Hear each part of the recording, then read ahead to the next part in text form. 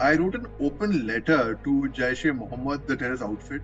लेकिन अगर किसी ने हमको छेड़ा तो उसको हम छोड़ेंगे. As like I been earlier, जो सांप पालता है वो ultimately उसी का casualty हो जाता है.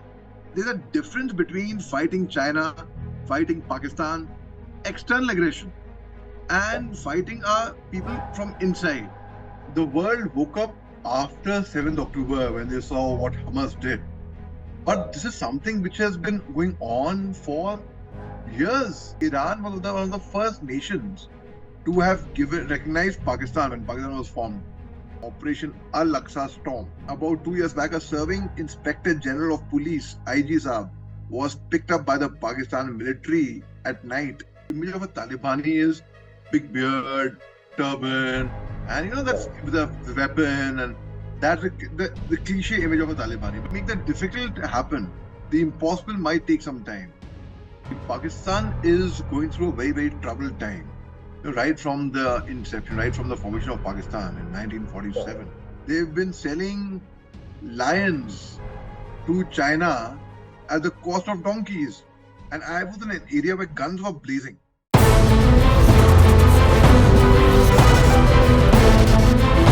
Welcome to Prachand Talks, a podcast by Irvin Khurana. So, Jayan sir, thank you so much for sparing time and letting me have the honor to host you on the podcast. Thank you, Irvin. It's my honor, to be in conversation with you. Thank you so much.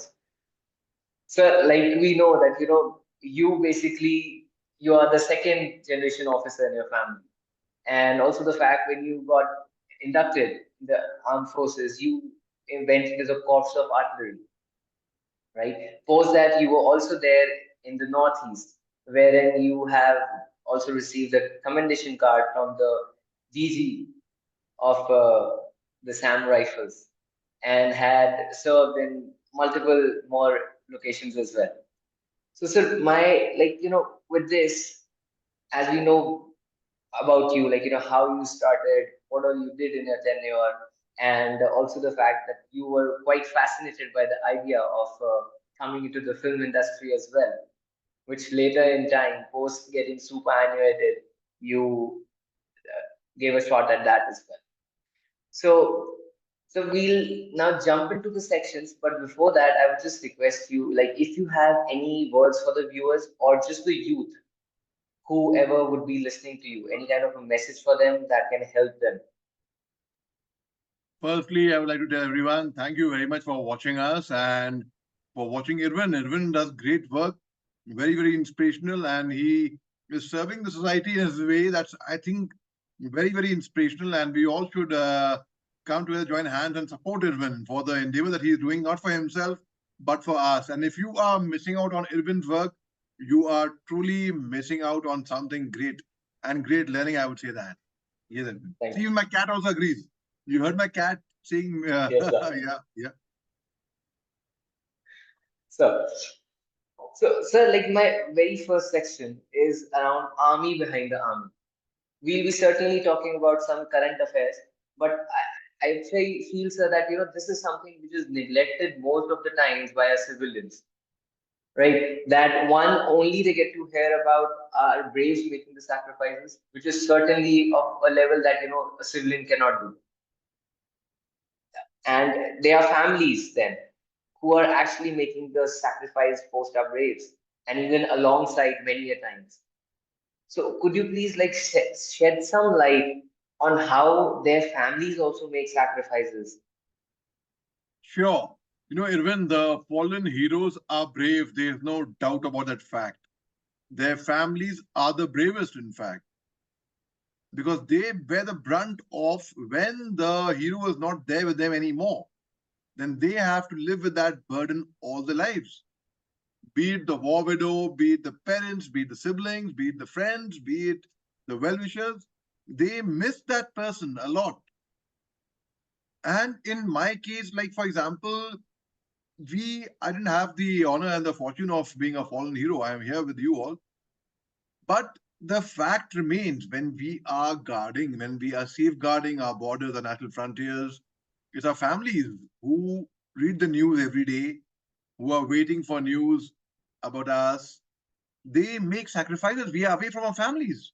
Many of our brother officers, our soldiers, our jawans are away from their families in difficult terrains, दूर दराज इलाकों में, बर्फीले चट्टानों में, जहां पे पहुंचना बहुत मुश्किल है. There, our Indian Army is safeguarding the national frontiers. Sir. You said a message to give a message to the youth. Okay, whereas at the raw age of 20 or 21, you could be commanding over 100 men who live and die by your word.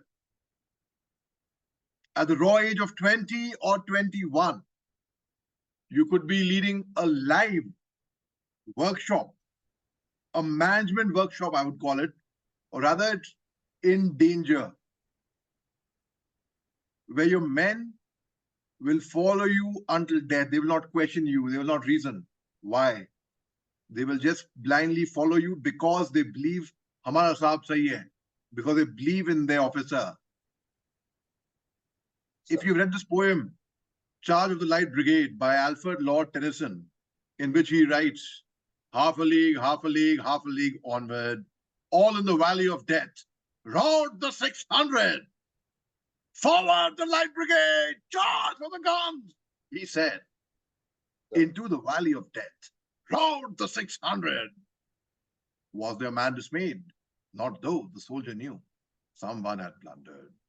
There's not to make reply, there's not a reason why, there's but to do and die. Into the valley of death, round the 600, flashed all the sabres bare, flashed as they turned in air, sabering the gunners there, charging an army while all the world wondered. Plunged into the battery smoke, right through the line they broke. Cossack and Russian reeled from the saber stroke. Then they rode back, shattered and sundered, but not the 600. So it's a very nice poem. It goes on. It's about this charge that it's of course it's about the British their charge on the Russian Empire, but it's again a men who they have to go on a mission. They will go. They'll blindly follow. So when I was in the line of control, I was there for 2 years, 2003, 2005. We were safeguarding our borders. More than the enemy, of course, was there across the border, and there was danger as well for them to come inside and infiltrate. But imagine you are actually living amongst reptiles and wild beings along with you. So you have to live with them. You have to make friends with them. They're your pets.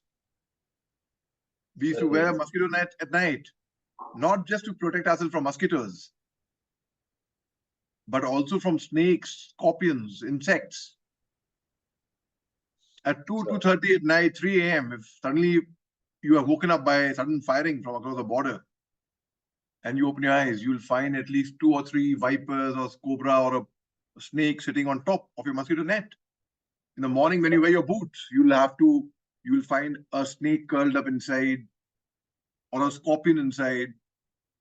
So it's been a habit. Whenever I wear my shoes, even now in Delhi, I always dust them and then I wear it. So hats off to our true heroes, the national heroes, our brave hearts. And there's a poem by Makhan Lal Chaturvedi, Pushp Ki Abhilasha. I'm sure many of you would have read that. So Makhan Lal Chaturvedi writes, "Cha nahi main surbala ke gehnon mein goonda jaun, cha nahi premi mala mein bin pyari ko lalchaun, cha nahi samraton ke shaf par हे हरि डाला जाऊं, चाह नहीं देवों के sir पर चढ़ूं भाग्य पर इठलाऊं, मुझे तोड़ लेना वनमाली, उस पथ पर देना तुम फेंक, मातृभूमि पर शीश चढ़ाने जिस पथ जाए वीर अनेक." So they are the true heroes, the army guys. When I say army, I mean army, navy, air force. I include ITBP, BSF, I include CRPF, CS, I include all the forces, all the guardians of the nation. Yeah. Thank you so much, sir. So this was very important to at least have it conveyed to people. Thank you. So now moving to the next section. So this section is with regards to US and Taliban. So basically, it has been clear since a long time that at least 40 to 40 plus million is being transferred to Taliban almost every week, every single week, which turns out to be in billions when we talk of an year. And also the fact that the way it has been transferred is like right after Taliban's occupation of Afghanistan, around 900 NGOs were opened. They take money in the name of NGOs and they finally grasp all of it and leverage in for their activities and their ammunitions and everything. So with regards to US, initially at the time of 9/11, there was a big threat intel tip given to them that there will be an attack like 9/11, and it was like that was conveyed to the deaf ears, and no one actually gave any sort of attention, and eventually there was a grave attack. So, and even now, the NRF of Afghanistan, that is National Resistance Front, is again helping them with the tip, but again they are ignoring. So, my very first question to you is, as per your understanding, sir, and analysis, what could be the repercussions that US can actually face because of this huge ignorance of theirs? See, starting from 2001, when Osama bin Laden had attacked the Twin Towers, and who was initially Al Qaeda was a formation of the US actually. US had formed them, and Osama bin Laden was a mujahid, young early during the Cold War days. He was a young mujahid that time, and later on he became the number one terrorist, and he attacked Pentagon, Twin Towers. America called on the war on terror, and they got into Afghanistan and other areas. And they suddenly vacated Afghanistan overnight without giving any notice. And Taliban, of course, very happily, rejoicingly took over. Now, when that happened, Irwin, General Faiz Hamid, who was the ISI chief in Pakistan, he came over to Afghanistan to render support. And there was no common grounds, but he came there to ask for their share of the pie, to ask for seats for the Haqqani network, which were terrorists. They have been blacklisted and they have a reward from the UN as well. So he came there, tried to bond with them. But if you harbor snakes in your backyard, and if you think the snakes will bite your neighbor, they'll not harm you, you're mistaken. Your snakes will come back and harm you itself. Hillary Clinton has said that in Pakistan Parliament. One of the ministers, Pakistani minister, recently said, "Kya ज़रूरत थी हमको पाकिस्तान में मुजाहिद पैदा करने की? आज की तारीख में वही मुजाहिद हमारे पे भारी पड़ गए हैं." Right? So what's happened? The Taliban and Pakistan, they fell apart. Now, Pakistan has a concept of a good Taliban and a bad Taliban. That's something which I haven't been able to understand till today. How can you have a good thief and a bad thief? A good murderer, bad murderer. A good criminal, bad criminal. A good dacoit, bad dacoit. I mean, it's silly. So anyway, they have a concept of a good Taliban and a bad Taliban. So now what happened? Now Taliban has not got recognition from various countries because it's a government of terrorists at the end of the day. And it's been led by so many, of the dreaded clerics, so many dreaded criminals. You can't even imagine. So now what's happening is Taliban were not used to sophisticated weapons which America left. So that's why we saw them going out and using gym, swimming pool, eating in a plate with spoon and fork, and it was totally alien for them. And it looked like a bunch of God knows what. Flying a helicopter. अरे आपने जहाज ऊपर तो ले गए, पीछे कैसे लेकर आओगे? So it became a scene. Now Taliban funding, very interesting. The locals in Afghanistan have to pay tax, like we pay income tax. So they pay tax. So they get a lot of this funding from there. Then Taliban, especially when countries will not recognize you, when they'll boycott you, when your own neighbor and friend, so to say, Pakistan, you are not in good talk with them because they have not accepted the Durand line, either of the countries, either Afghanistan or Pakistan. I had analyzed this on television that time itself when they had taken over and when Pakistan was rendering support. I said, but they have not accepted you in line. How long can this fake show of friendship last? It will not last too long, and rightly so. It didn't last too long. So now what's going to happen is I see Taliban ultimately. See, good always prevails over evil. Yeah. Evil cannot stay for too long. And Taliban 2.0 would be different. There were a whole lot of promises made. We will stress on women education. They'll be allowed to work and this, that, and all hogwash.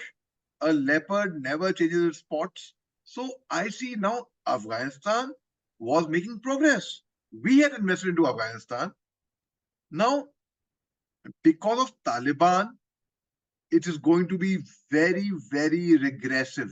They have already taken the economy about 20 years behind by Taliban coming in and by their regressive practices. So let's see. I mean, but one cannot really say anything. Anything can happen in Pakistan and anything can happen in Afghanistan as well at the same time. So time would tell us the best as to what their fate they're going to be meeting out with. So, thank you, sir. So, my next question is like, when Trump was the the president, right, in 2020, he was quite aligned with the fact that ceasefire takes place and our troops come back with some on a good note actually. So they made them sign the Doha Agreement, and there were some conditions like Taliban would not uh, team up with some other terrorist organizations. There will be ceasefire and there will be expel of U.S. forces within 135 days. But after some time, it was spotted that Taliban actually gave shelter to Ayman al-Zawahiri, who was one of Al Qaeda's leader. And when US found out, US actually had him killed with the help of a strike. So my question to you on this is, like, with regards to this, what do you think? Where will this fight eventually lead? Because Al Qaeda is there. Al Qaeda recently opened around 8 good bases in Afghanistan of there, and Taliban is already violating the Doha Agreement. See, Mulana Akhundzada, the head of the Taliban, so he had come up with, that, okay, we will, he had certain rules and norms, and now Taliban 2.0, how they will function. And then there was Mulana Omar, then there was Pirzada, there were a whole lot of the command, the top leadership. And when the US Army had come in, they had gone into Tora Bora Hills, the Al Qaeda, the Taliban. फिर दोबारा वो पैदा हुए शेर की तरह. Now, where will it lead to? Well, Afghanistan will lead into trouble. The whole country will lead into trouble. It's a very, very fine nation. We were very, very good friend with, in fact, Ahmed Yusufzai. We were, there was an airport also named after him in over there. So we have in very, very good relationship. We were with Afghanistan. With Taliban coming in and nobody willing to recognize them, these guys will be, the whole nation will be in trouble, just the way, in a way, like in Iran, we saw protests of a young girl who, because of hijab rule, she was killed in custody, and judicial killings had taken place, and there were protests which erupted all over the world. So, and now we saw an assassination. Well, I don't know whether there's assassination or not, but we saw the killing of one of their president, and then there was a presidential election. So Iran also, in a way, wanted to become over-ambitious. They wanted to become the head of the Gulf. Like, Saudi Arabia is their Betaj Badshah in a way. So Iran wanted that position. So we could see a lot of trouble brewing up in Afghanistan, especially Pakistan will definitely not be happy seeing Afghanistan prosper in any way. They might pretend to be their cousins and their friends and such things, but there would be a jealousy factor, firstly. And secondly, I would say that, Afghanistan, same per se Taliban, will make trouble in Pakistan also. And if you see something very, very peculiar about them, their terror attacks are very peculiar. I've fought insurgency in Jammu Kashmir and in Northeast, in Manipur, Nagaland. I've only seen suicide bombers only in J&K. I have not seen this in Northeast part of India, because they are trained by Pakistan. They are expert at IT. So, IT is not information technology. IT, when I say IT, I mean international terrorism. So they will do that. So Afghanistan will be in trouble. How long can a person survive when a person is isolated for way too long? When no one is talking to them. I'll give a small example for everyone to understand. Say if in a class, if no one speaks to a boy or a girl, doesn't give them their homework, they don't tell them what was taught in class, they don't meet with them, they don't share their tiffin, how long can that child be in that school? Ultimately, the child will tell the parents, please withdraw me from here. No one speaks to me. I have no friends and no one cooperates with me. Similarly, no one cooperates with Afghanistan, right? Because of Taliban. When I say Afghanistan, I mean Taliban right now. So, in fact, in 1997, they had hung their prime minister, Taliban.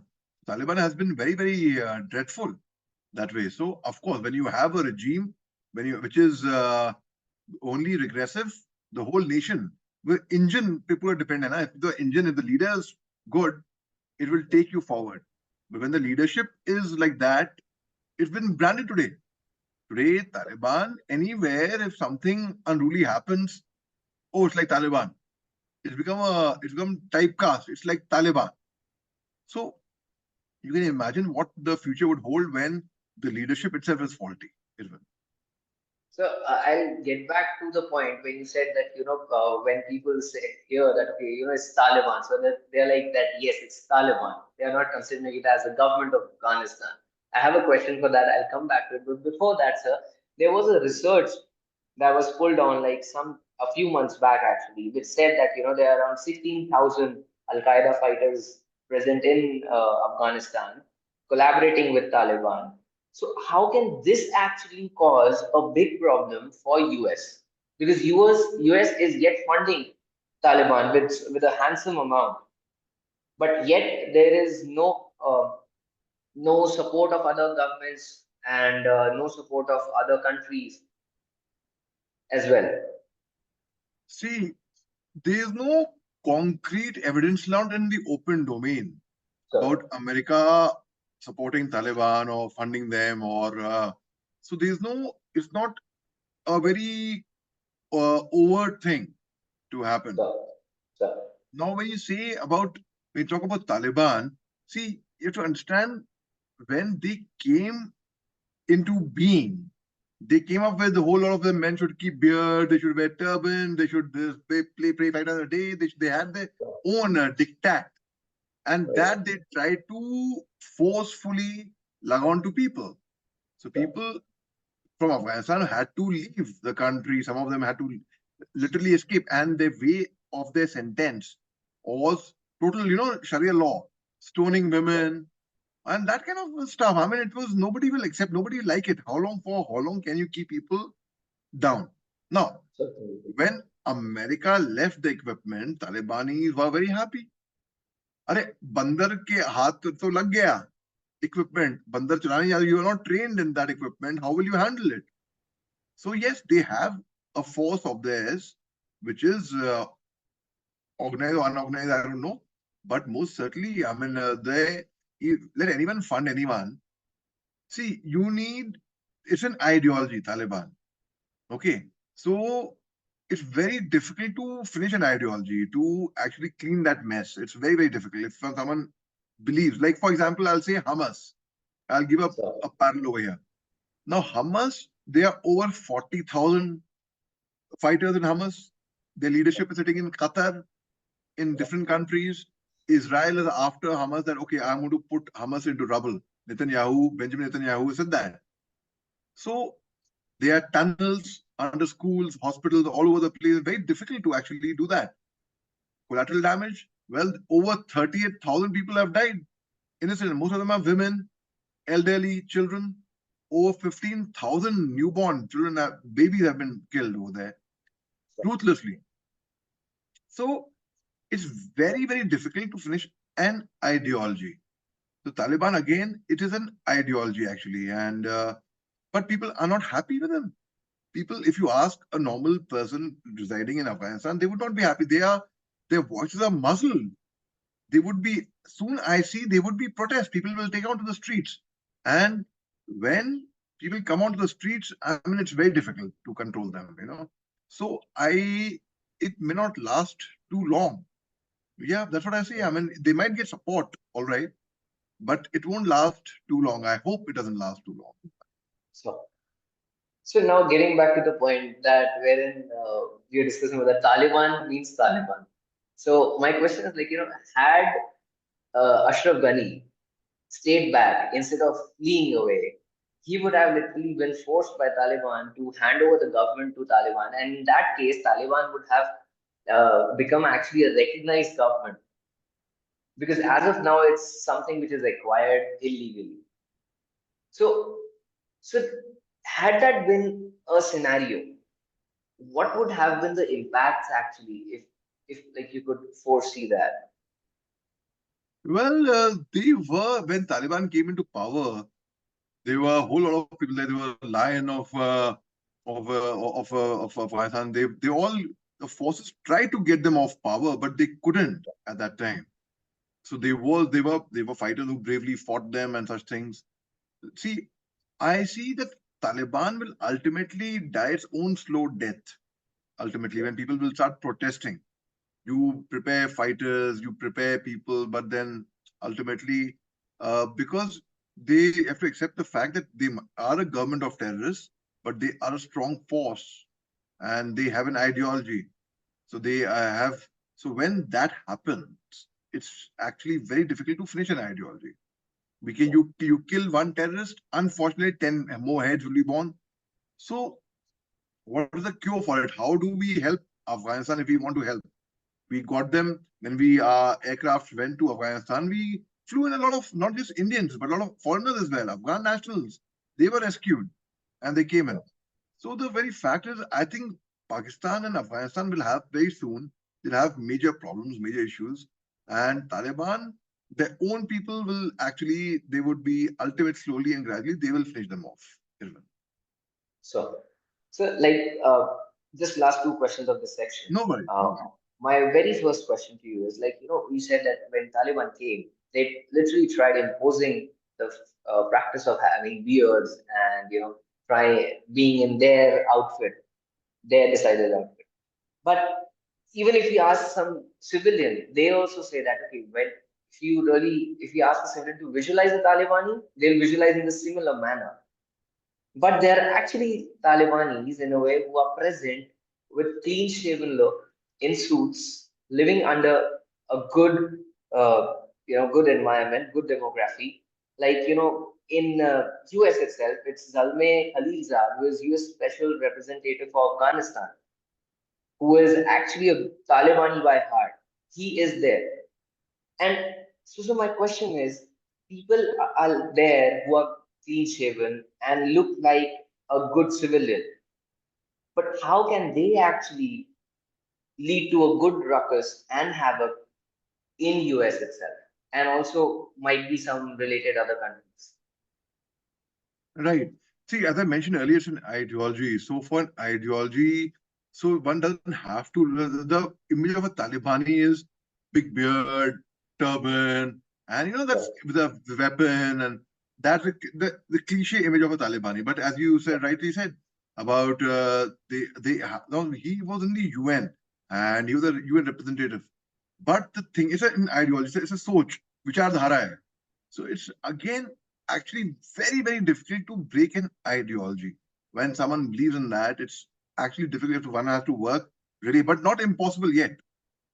Difficult, but not impossible, because one quote I read in the academy when I was training was, "We make the impossible become possible." No, we make the difficult happen. The impossible might take some time, right? So yes, so when we have people like Zalmay Saab, we have people who are believing that ideology. It gets double the challenge, and they can then now create havoc anywhere. Because the soch vichardhara Talibani ki hai na. So that is why. So yes, it will impose a challenge, but then for how long? The question is how long. And nothing stays permanent for too long in this world, and the good will prevail over evil ultimately. So I say that it's a bad phase that Afghanistan is going through, but with a quote that this too shall pass. So last question for this section, that there are still many troops, US troops, stuck in Afghanistan. But no such efforts have been actually witnessed from US's end to have them exfiltrated from there. Or rather, I should say now evacuated from there. I am not sure about that. I'll be very, very honest. I mean, not that I have any inputs on that, and So, I don't know about that. I really don't know if they are and how many of the US troops are there. And if at all they are there, whether it's been spoken about, it's come out in the public domain or not. I am not aware of that at all. I don't know. And so something which I don't know about, I cannot certainly. really say about that. But if at all, what you are saying, if that's true, then it's very, very sad. I think they should be immediate efforts to get them out. And if they're not there, if it's a rumor, I don't know if it's rumor but I don't know about the rumor part, because there's no smoke without fire. If you have said that, so I'm sure, with your credibility, I'm sure there must be some merit, some weightage to that as well. So if that's true, and then I hope some relief and rescue happens very, very soon for them. So with this, we move to the next section, which is with regards to Pakistan and Balochistan. So as you're cognizant, one that Pakistan has been the reason behind a humongous number of atrocities on Balochistan since the time of war. So the main drivers of actually insurgency in Balochistan have been described as economic, cultural, and immigration, also human rights. So we get to hear this, but why are these the drivers for insurgency? Why are these leading to insurgency? Okay, see, Pakistan is going through a very, very troubled time. Right from the inception, right from the formation of Pakistan in 1947, when Liaquat Ali Khan was their first prime minister, who was assassinated in 1951. So Pakistan, economically, they were having a major economic crisis. So they joined the IMF, International Monetary Fund, and joined the IMF in 1950. And they took a lot of loans from IMF, and IMF kept granting them loans. But they kept defaulting many a times. So this time also, if you saw last year, there was a team of 10 members of IMF. They were in Pakistan. They were there till 9th of February. For 10 days, they stayed there. But then ultimately, Pakistan could not get any fund from them. Now, Pakistan, apart from the economic crisis, they are different tribes also in Afghanistan. Like they are Pashtun, they are Shia, Sunnis, they're Ahmadiyas who haven't got the stature of being Muslims. So they are, and there are a lot of inter-faction clash between Pakistan as well, within them. Sindh province, there are different fights. About 2 years back, a serving Inspector General of Police, IG Saab, was picked up by the Pakistan military at night and was taken away. Their former Prime Minister Imran Khan last year was dragged from the courtroom when he had gone for his bail orders, and he was taken by the Pakistani Rangers. So these kind of things, you can find them in Pakistan. It's actually quite sad. They've been selling lions to China at the cost of donkeys. So you can well imagine kitne bure din aage honge unke. Shahbaz Sharif went to China recently, a few days back. Shahbaz Sharif spent 5 days there, and ultimately Shahbaz Sharif did not give him a single penny. I mean, Xi Jinping didn't give Shahbaz Sharif a single penny.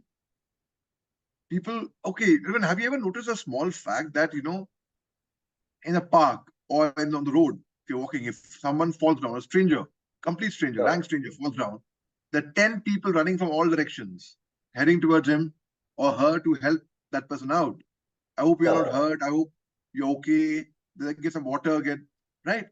When Sri Lanka had a crisis about 2 years back almost, whole world was standing to help them out, to bail them out. We had given $2.8 billion aid to Sri Lanka. Why is it that, I would like to ask our viewers and to think about it, why is it that when Pakistan has a crisis, not a single person, no one is standing by them? Where are their allies in the Gulf? No. Their big brothers, so to say, who they consider China. Why is China not helping them out? Why are they left alone? There has to be some logical reason behind that, right? It's not that simply, okay, not because they're Pakistanis. Pakistani hai, magar, and their people, they are innocent. It's the government, their leadership, which has let them down completely. By their military keeps interfering in their matters. So the orders in Pakistan come from Rawalpindi, from the military, not from Islamabad, where the political leaders are. So like I'll give you example of General Ziaul Haq. He got Prime Minister President appointed. General Ayub Khan got a Prime Minister President appointed. Zulfikar Ali Bhutto, Benazir Bhutto's father, was appointed by the Pakistani military. Ultimately, and he became so powerful that entire Pakistan started calling him daddy. And he became larger than life, so powerful that ultimately he had to be killed by the military. Now, how do they kill him? Assassinate him? No. So they got him executed through a legal process, through a high court order, and then they killed him. Then they executed him. Benazir Bhutto, his daughter, was assassinated. Now, Nawaz Sharif, Shahbaz Sharif's brother, in 1983, he was the finance minister of the Punjab province of Pakistan. He was brought in by the military. Ultimately, the military only chased him away. He went off to London, citing a 3 weeks treatment down on medical grounds. He didn't come back for the longest time. So, in Pakistan, the military created a turmoil. Now, very soon, Pakistan is going to fragment into 4 different pieces. One is Sindh province, others Balochistan, Gilgit Balochistan, POK. Now, the very fact is POK, the land was ours, is ours, and will remain ours legally. There is no question about that, 100%. So the very fact is, their own protesters in POK today are saying that we want to join with India. We don't want to live with Pakistan. So when you have internal crisis itself happening, कब तक आप लोगों की आवाजें दबा के रखोगे? There is no water over there. They get water from sewage. They don't get power. They don't get energy. They don't get electricity. They don't get water. They don't get, there are no opportunities. So when such turmoil is there in any country, of course, there's bound to be trouble. So Pakistan could be splitting into 4 different segments, I see here. Sure. So as I talk about Balochistan, so there has been an intervention by Iran's end as well in the past. But this is something which is very less known to the people.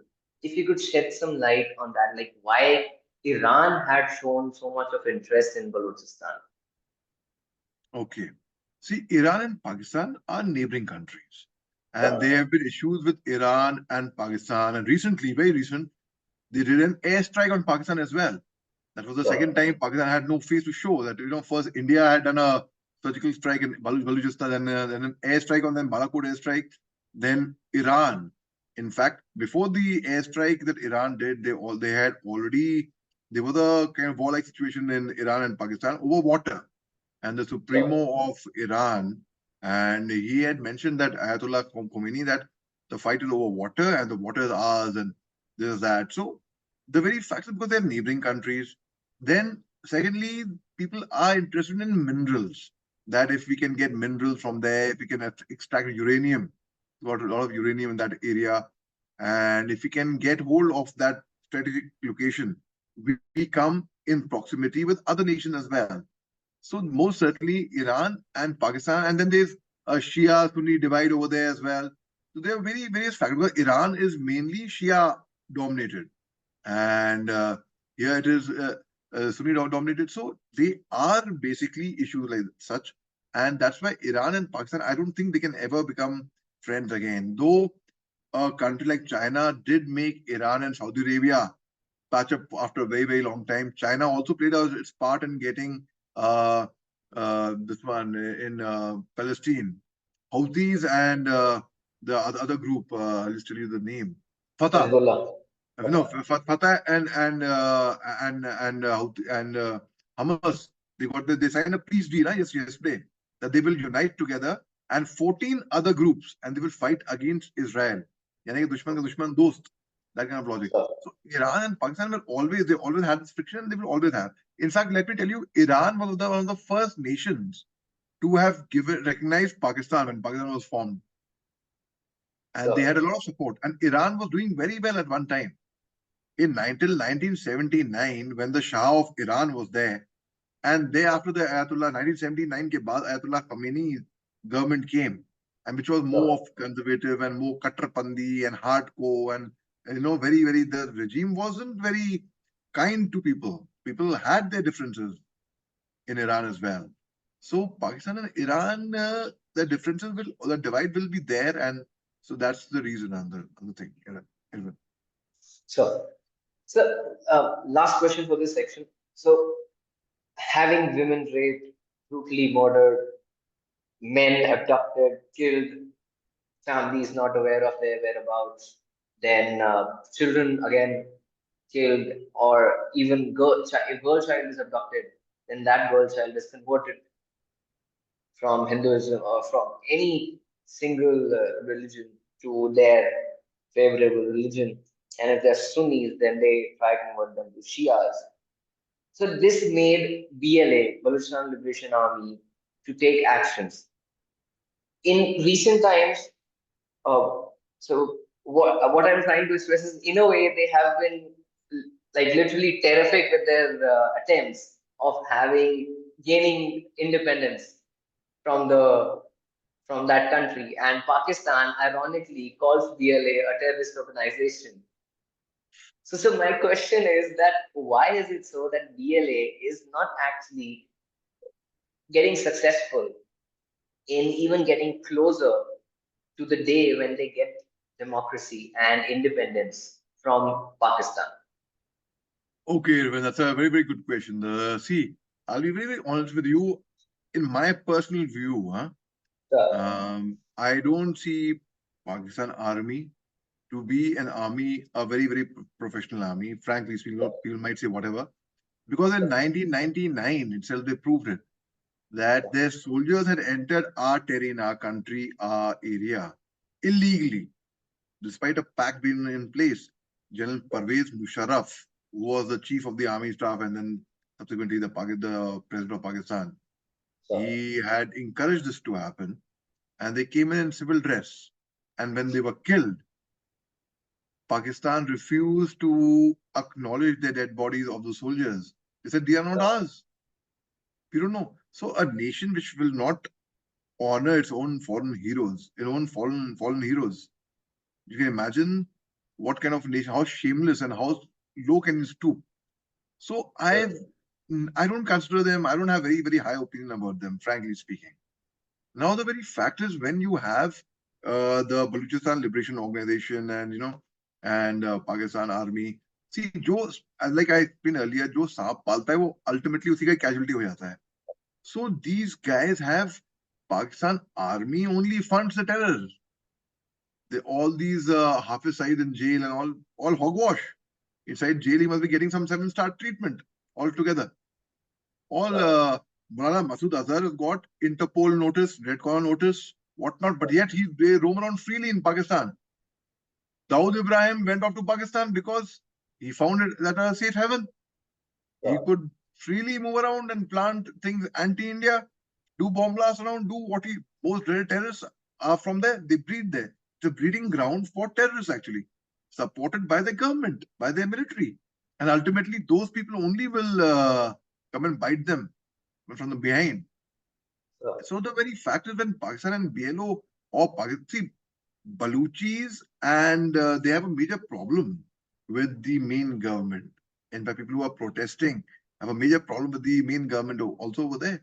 So I don't see, when so many problems are there, you are going through a cash crunch, you have financial issues. You recently, about a year and a half back, there was a massive flood in Pakistan. Over 1,000 people died. Our Prime Minister, Mr. Narendra Modi, he only tweeted that we extend our solidarity with Pakistan. And Shahbaz Sharif, as if he was sitting on Twitter just at that very moment, waiting for our Prime Minister's tweet to come, he replied back, "We don't want any help from India." And who's giving them help? Who offered them help in the first place? You make your own fool's paradise and you live in that. I mean, so the very fact is, I will tell you what the basic problem in Pakistan, what I've analyzed is. They are not upset because there are so many issues in Pakistan. They don't do a self-introspection. They don't analyze their own things. They are in denial. They're willing to accept their own mistakes. They are upset because of the neighbor's joy. They were upset because our GDP was going up. So all the money that they get, or wherever money they get from, instead of eating food, they will rather choose it on terrorism, on arms. I mentioned about Zulfikar Ali Bhutto, Benazir Bhutto's father. He had once said, Pakistani घास खा लेंगे लेकिन atom bomb जरूर बनाएंगे. और आज की तारीख में it is a nuclear power, no doubt, but look at the state that they are in. अरे आपने बड़ी गाड़ी खरीद ली, आपके पास पेट्रोल डालने के पैसे नहीं है, क्या डालोगे? पानी. आपने बड़ी बड़ी बंदूकें खरीद ली, you don't have money to buy ammunition, क्या डालोगे? पत्थर, कंकर. That is the state Pakistan is basically, and I don't mean to make fun of anyone, but it's a very fact. The way these people are going, their leadership has literally actually let them down completely, and that is the reason why I see a total downfall there happening very, very soon. So, thank you so much, sir. So, this takes us to the next section, which is with regards to Israel, Palestine, Hezbollah, and Lebanon. So one thing that I actually analyzed was that with regards to the war which is there between Palestine, Hamas rather I should say, and Israel, is because of Al-Aqsa Mosque, through which it got started. Because both Jews and Arabs pray at the same place. And for Jews, it's so bad that they have multiple checkpoints. First, if they really cross that, they get to pray there, else they have been shot or they are sent back. So, sir, what, as per you, is the suitable action, basis your analysis, that could have been taken in the past and or could be taken in the future that actually de-escalates this issue, which has been going on since years now? See, yes, this issue has been going on for almost 100 years, you can call it. And there have been various nations who have tried to solve it. Like there was a attempt in 1917, 1937, then there was an attempt in 1947, then there was an attempt in 1967, when there was a 6-day war that was fought. Then in 2000, the PLO chief, Yasser Arafat, he tried to talking to Israel, but things were not really good. So it's been a war which has been happening, which has been on for quite some time. Now, last year in the Al-Aqsa Mosque in the month of Ramzan, see, I believe that any religious place of worship, be it a mosque, be it a synagogue, be it a temple, be it a gurdwara, be it a church, should be left aside from a militant or a military action completely. It should have a sanctity. One should keep it away. So a militant should not use it for hiding purpose and should not be given support. A military should not come in to raid with the sanctity that it's a religious place of worship. Now, when this happened in Al-Aqsa, well, if Hamas, as Hamas says on 7th October last year, they revenged and avenged what happened in Al-Aqsa Mosque by naming it Operation Al-Aqsa Storm. So the timing is very important. They should have done it then. अगर revenge लेना ही था तो पहली बात तो I don't encourage any form of violence. I think it's from both sides. And two wrongs never make a right, because I've been in the army. I have had a gun with myself, and I believe a gun will never get pieces, will never get peace. It will only get pieces. And I was in a place where I've seen action very closely. I've seen my brother officers lying and dying and losing their limbs in my own arms. And when I was the adjutant, I would inform someone's house. The most difficult and painful job to do was to inform someone's house and tell them that your father, your son, or your brother, or your friend is no more in this world. I know how it feels. I still remember the cries on the other end when I would inform, because someone has to do the dirty job. Someone has to inform. Somebody has to do it. So I had to do that. And see, while saying this, also I'm getting goosebumps. Okay, so I know the pain. At the end of the war, a mother waits for her son, a father waits for his son, a brother waits for a brother, a sister waits for a brother, a friend waits for a friend. It's the politicians who shake hands, who bear the brunt. And a soldier fights not because he hates what is in front of him. A soldier fights because he loves the ones who are behind him, who he is defending.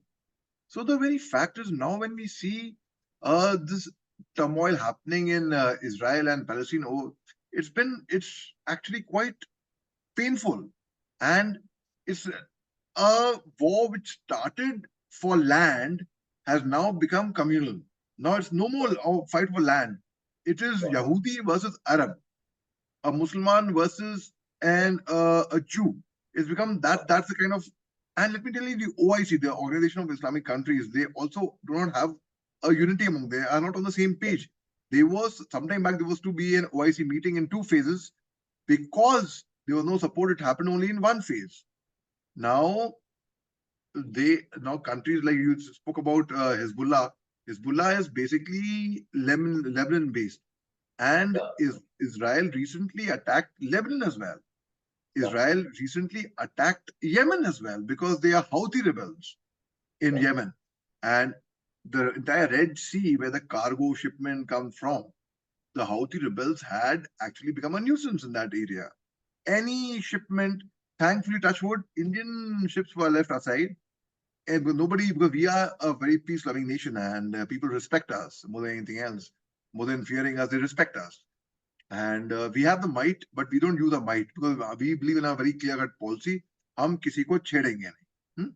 लेकिन अगर किसी ने हमको छेड़ा तो उसको हम छोड़ेंगे नहीं. So people know that भाई हिंदुस्तानी है, पंगा मत लेना.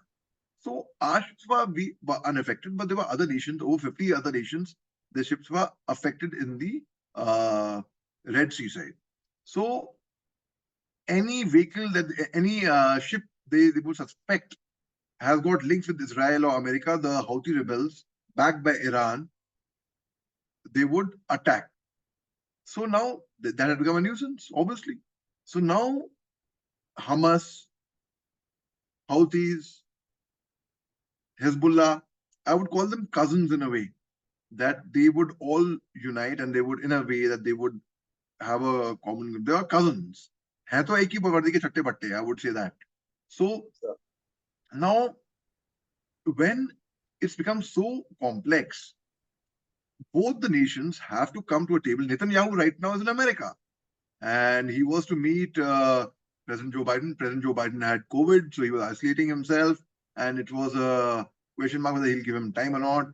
And he's going to be calling on Donald Trump. He was to meet him on Wednesday. Then there was a request that to meet him on Friday, so he would be meeting on Friday. He's going to be addressing the joint Congress over there.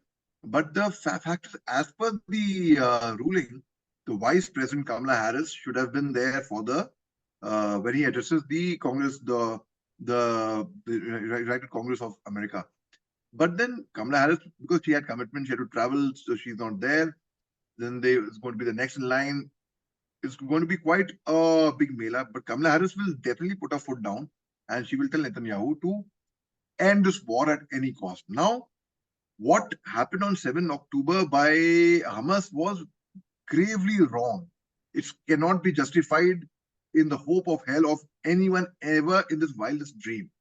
Hamas, firstly, should not have done that. Secondly, it was very surprising for me that Israel has Iron Dome system, they have Mossad, they have Shin Bet, they have the best of equipment, best of military, big military might.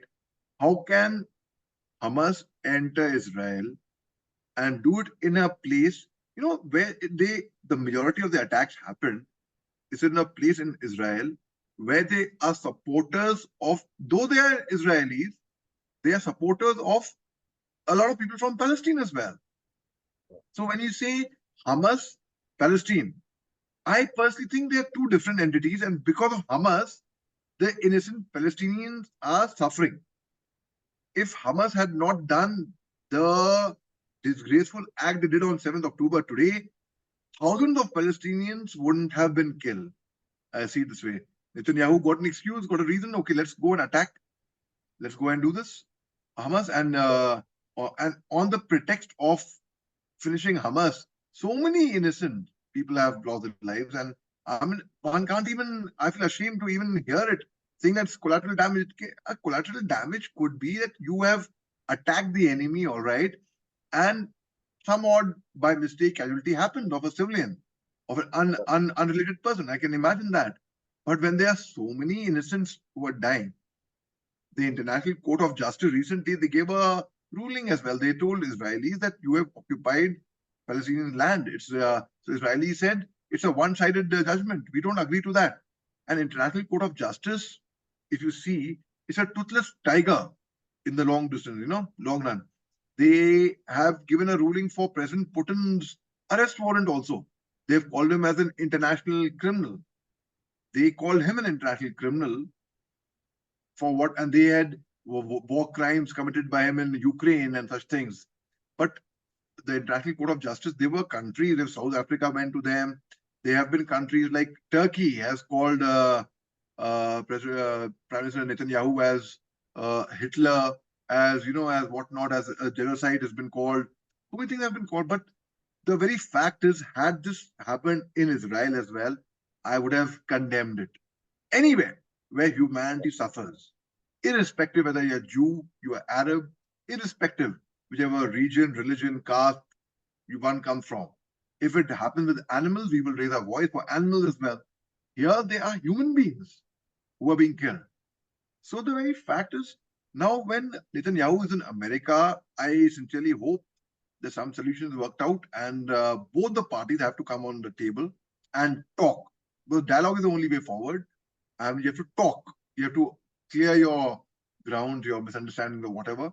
You have to talk. And same thing I would say for Russia and Ukraine as well. It's been over 2.5 years, and the war is still on. And people were expecting Russia-Ukraine war to finish off in like a few days' time. But the thing is, Ukraine is a small little, they had support from the NATO nations. They may not have been a member of the NATO, but they had support. America did not send boots on the ground, but they did send aid. America did send aid to Israel as well. And so that's, today I stand as a soldier for peace. And I was in an area where guns were blazing big time. But my gun blazed too as well. I'll not deny that. I'll be very honest with you. But instead of firing bullets from my gun, I chose to follow love, peace, compassion, humanity, and by winning hearts and minds. Every 3 months, I would donate blood in northeast part of India. And I learned the local language, the culture, the people, they could relate with me. And I think that's the way forward. So people would say, you are from the Assam Rifles. I was on deputation to the Assam Rifles. You're here to fight. And our aim is not to shed blood and fight. Our aim is to bring peace, maintain peace. We've got guns to ensure that the other person doesn't pick up arms and guns. That is our purpose, not to bully around. So when my perceived, I would call it perceived enemy, the underground or the military, when they would see me in uniform or the villagers, instead of feeling intimidated by us, they would feel that the army is here to protect us. They're here for us. That was my philosophy as a, very, very non-violent person. So I think that the same policy everywhere should be applied, and it should be it in Israel, Gaza, be it in Russia, Ukraine, be it anywhere. Yes, Arvind? So, sir, recently as Israel attacked Lebanon, right? It already is in war with Palestine, Hamas. Then in Lebanon, we say it's Hezbollah. Then, so it's already on, in crux, if I say, it's on a multi-front war. So, if so, like, what could be the biggest impact that it could get? Because it's already impacted heavily. What else can go wrong with Israel? Because Hezbollah is not consistently attacking. It attacks, it stops, after some time it starts again. That has been the trend so far of Hezbollah. Right.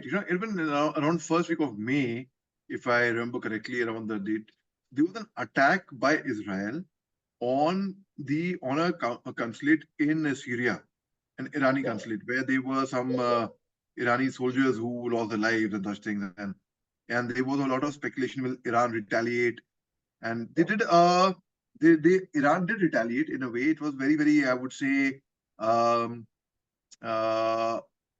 what do I call that? It was a show that in the gray area, that in the gray zone, that they have done a central economic zone on the border where there was not much of harm. If I to give an example, I'll say कि छोटे बच्चे को थप्पड़ मारना होता है कि थप्पड़ आप लोग से मारो या just show थप्पड़ मार रहे हो. So it was more of that kind of stuff, more of a show, Sir. I would say. So now Iran stepped in, Lebanon. Now there are other countries who are saying, so they have been nations now. On one hand, look what's happening over here. On the other hand, look at what's happening in Russia, Ukraine, and look at what's happening in China, Taiwan. Look what's happening in what was happening in Iran and America. Look what's happening earlier between Saudi Arabia and Iran. Now China has stepped in, they made friend. Look, India, Pakistan.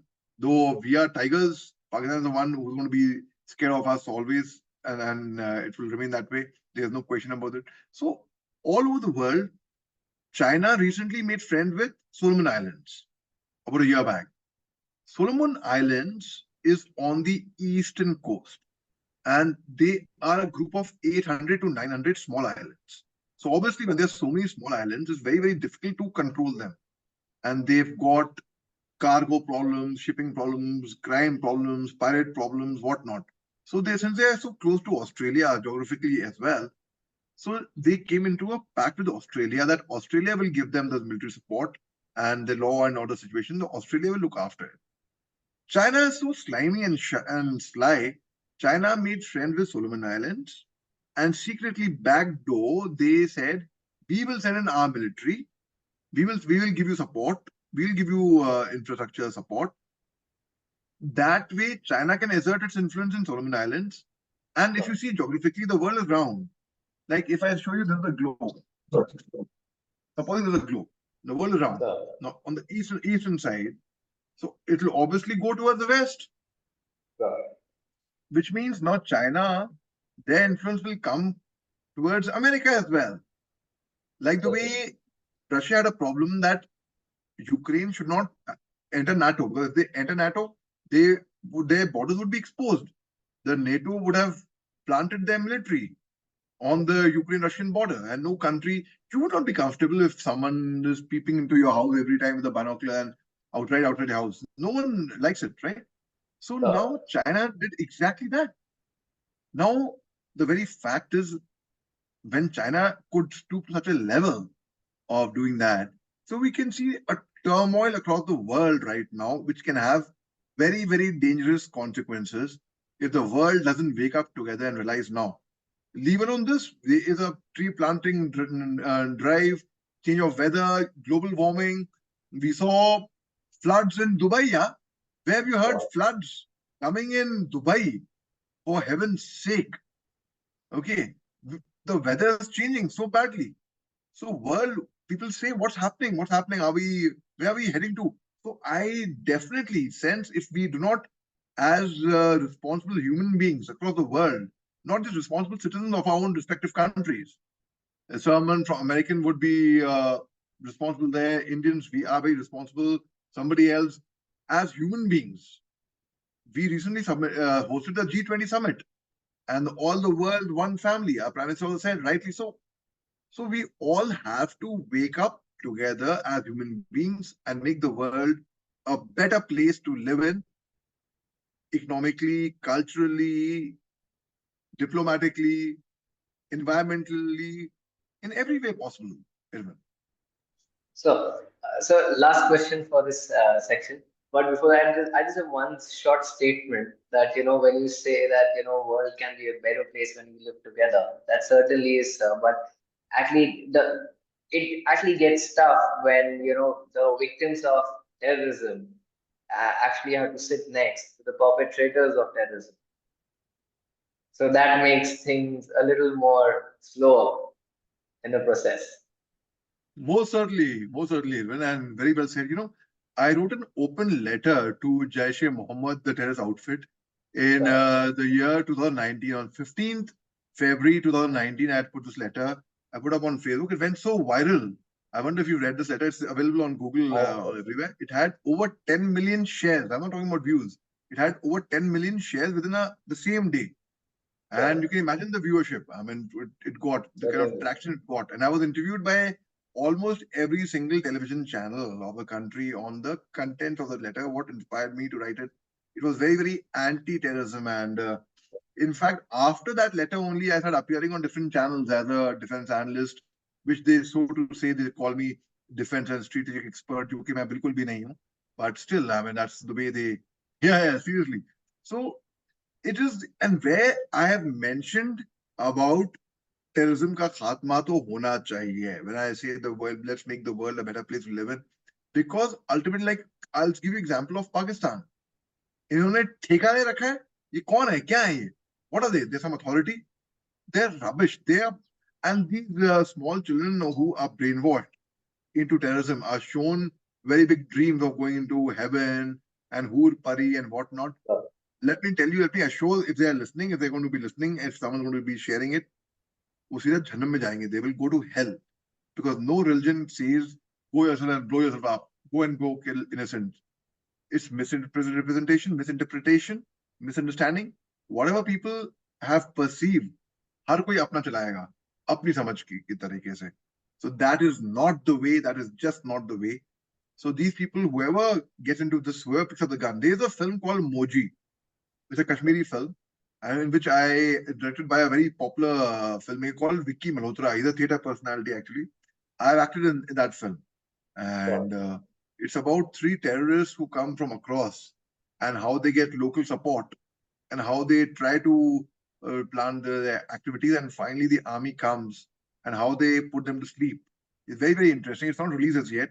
Hopefully, it should be out very, very soon, and by early next year. We're hoping for that. Looking So forward Moji to it, means, sir. yeah, thanks. Yeah. So Moji means a mother in Kashmiri, basically. So Okay. the very fact is, the terrorism should end, yeah, at any cost. Enough is enough. I mean, it is really, really ridiculous. I mean, it's really, really ridiculous. Terrorism, violence, bloodshed of any form by anyone is totally unacceptable. And people who, so there's some people without local support, it's not possible. So Modi talks about the local support, how local support should be curbed as well. So local support, if a person is watching and knows, he is equally to the party, to the people who are coming with weapons. So let us all join hands and let us end this menace, this bloody nuisance. Yes, sir. Sure. So the last question is a quick one for the section, that UN's chapter section 7 and all the 5 chapters under that section clearly states that any country which pulls on any sort of activity which hampers peace in the world has to be set accountable, and there will be some sanctions imposed on them and many more such things. But UN seemed to lose its charm by time and also its power, that with regards to Israel and especially Palestine, what it did, Hamas, the way it abducted people, raped women, killed them, burned them, chopped them into pieces, beheaded men, they did nothing. They kept quiet in the entirety of it, and even now they are not speaking any of it. So I just want to know, what is your take with the fact that UN is not at all chiming? Okay, the world woke up after 7th October when they saw what Hamas did. But this is something which has been going on for years from both sides. And people were not aware of it. They were aware, but they chose to be blind-eyed about it. And this is what has been happening from Israel's side to Palestine as well. What Hamas did on 7th October was grossly wrong. I mean, it's unacceptable. Anyone who would do that is totally unacceptable. But the world woke up to that fact only after 7th October. This has been happening. Now, UN's role, UN again has tried the best. We lost one officer, Colonel Kale, Indian Army, ex-army officer, UN mission over there in Israel on the soil. I mean, it was very, very by Israeli strikes, incidentally. So it's actually very bad, because what happens is people who have nothing to do with the war, even they suffer. People who want to make peace, they suffer. So UN has not been, unfortunately, the role of UN was to ensure that there is no third world war ever that takes place. If the third world war happens, then the role UN will be dissolved. There'll be no UN thereafter. So UN should nip it in the bud. As I mentioned, there's turmoil happening across the world, all over the place. UN has not been able to, even International Court of Justice is a subsidiary, is a sub-branch of the UN only at the end of the day. They are in collision together. So people should honor the UN, all the nations, They should honor the International Court of Justice, all the nations. And I believe the society will not change unless and we change our own selves. Who gives the UN powers? It is us. Us means the nations. Who elects the government? Us. In a democracy, similarly, since we elect the government, we have to give power to the UN. If we don't give the power to the UN, UN will not be able to operate. We can only criticize the UN for not being able to do anything. But what powers, what judiciary powers would they be having also? So UN, yes, has not been able to do anything much. But at the end of the day, it's also other nations also have to be. So it will be unfair on UN's part to UN if we put the blame entirely to UN and say, ye kuch nahi kar paye.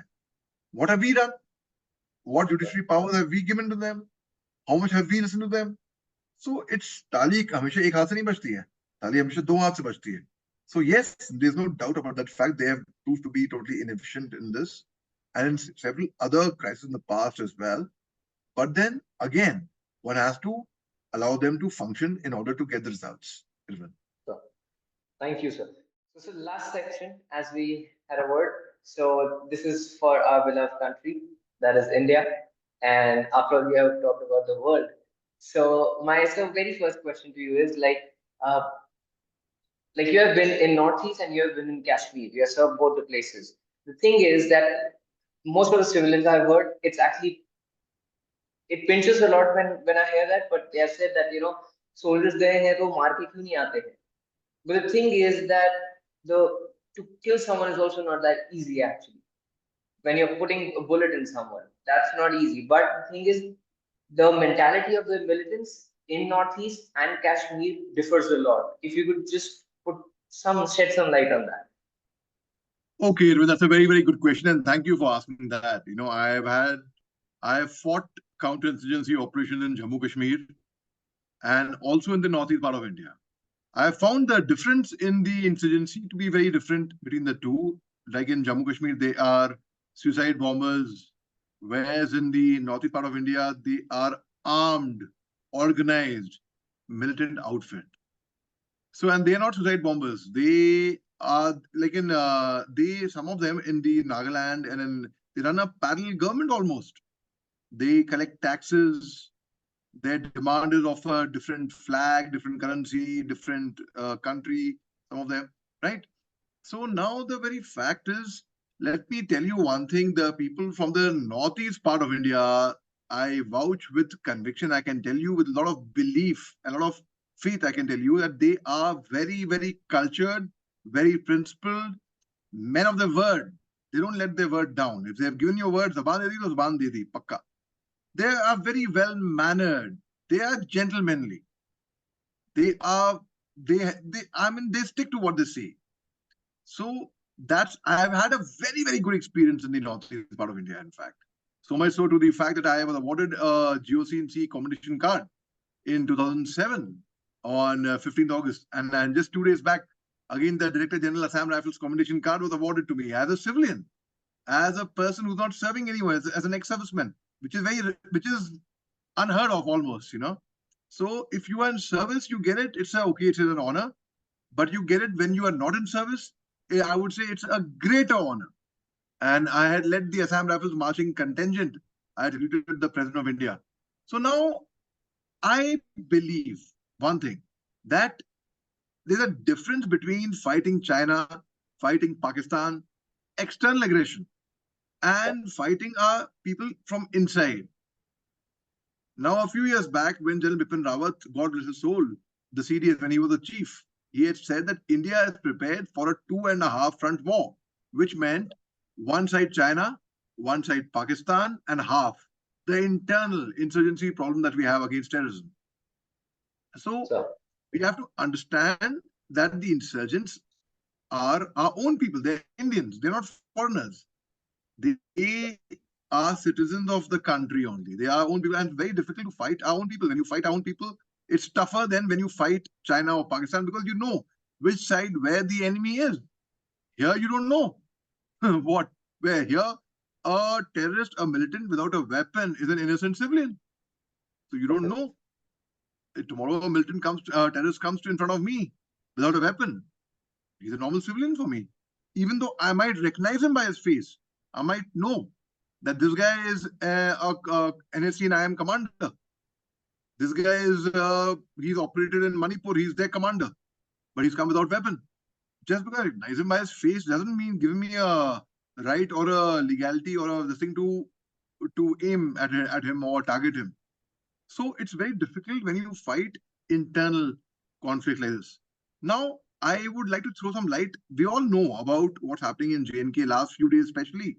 These terrorists have shifted their target from Kashmir towards Jammu, towards Riyasi, towards, there's a Pony, and towards that side they are concentrating there. And the modus operandi is very common. If you notice, most of the attacks were when an army convoy goes in a secluded area, they first aim at the driver and then they ambush the convoy. And the way they take the aim, it looks like it's been fired by a sniper. And it's not that easy to fire like what they show in Hollywood movies. Snipers sitting there. It's not as simple as that. You need a lot of training, a lot of understanding, a lot of practice, a lot of weapon handling practice in firing a sniper. And you need two people to fire a sniper, by the way. It's not just one person sitting there with a jazz and goli mardi ho gaya.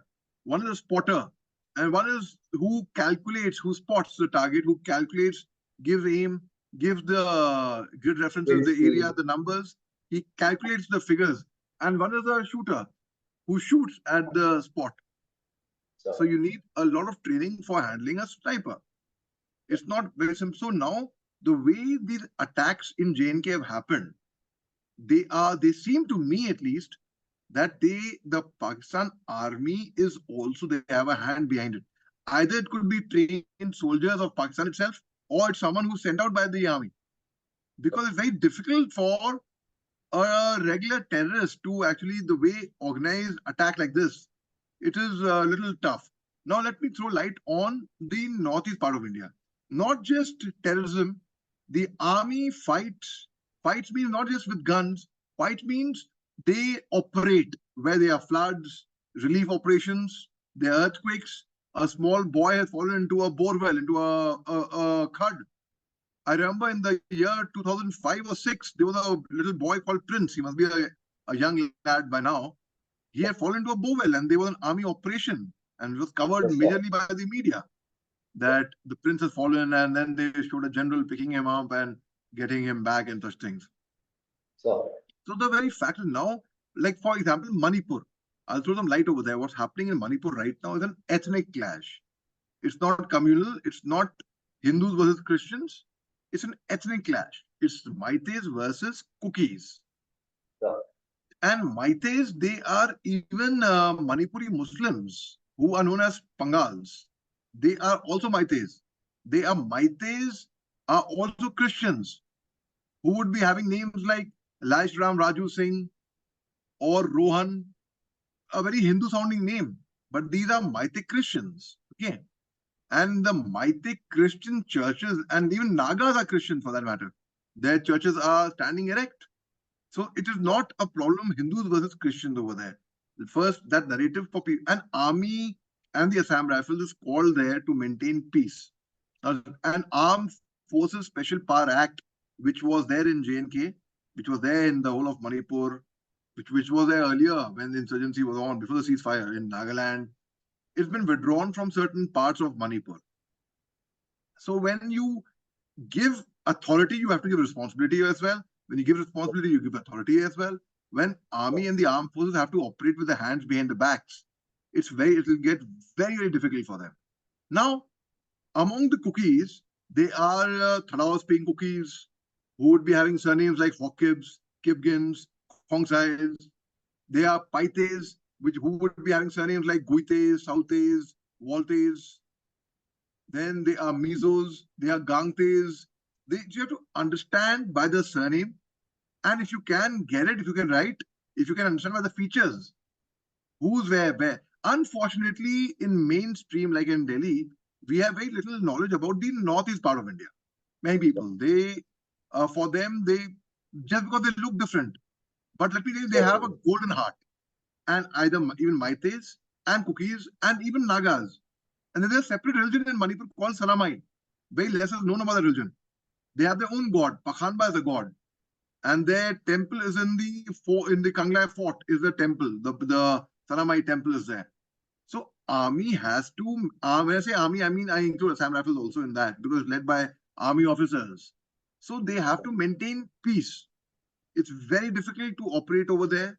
So the very fact is now this ethnic clash which started on 3rd May in Manipur, and I did extensive coverage of that. To bring peace, I spoke to people of different factions, of different communities, different ideas, different political ideologies, both from Maite tribe and from Maite community and Kuki tribe. I spoke to everyone, and let me tell you, I show you one thing, and I know this for a fact, and I can vouch with conviction.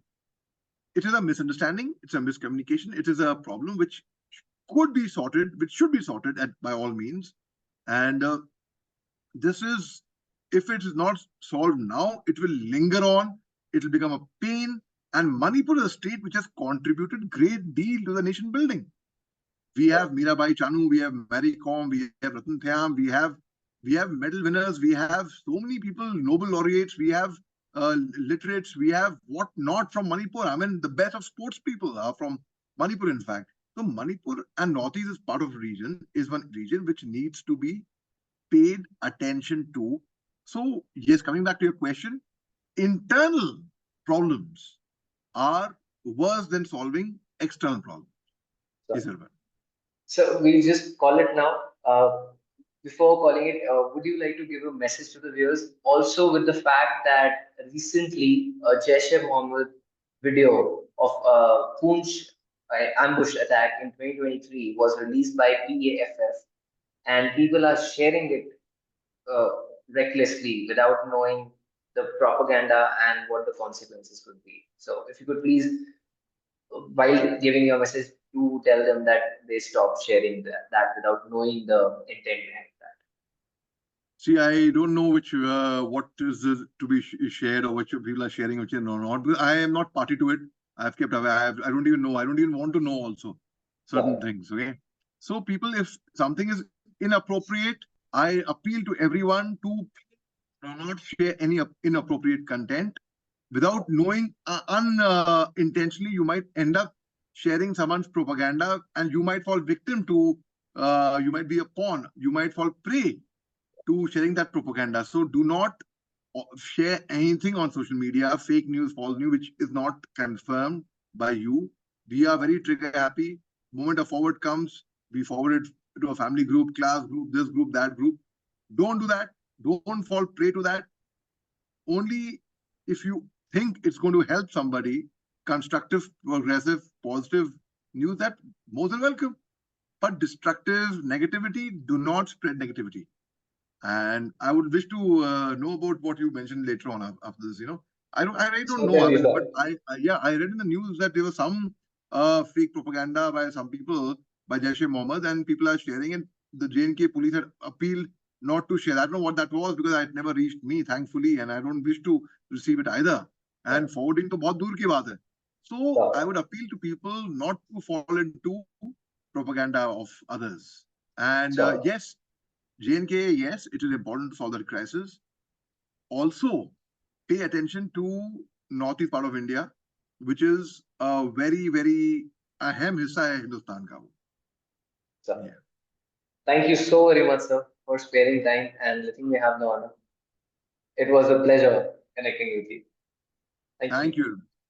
Thanks, sir. Jai Hind.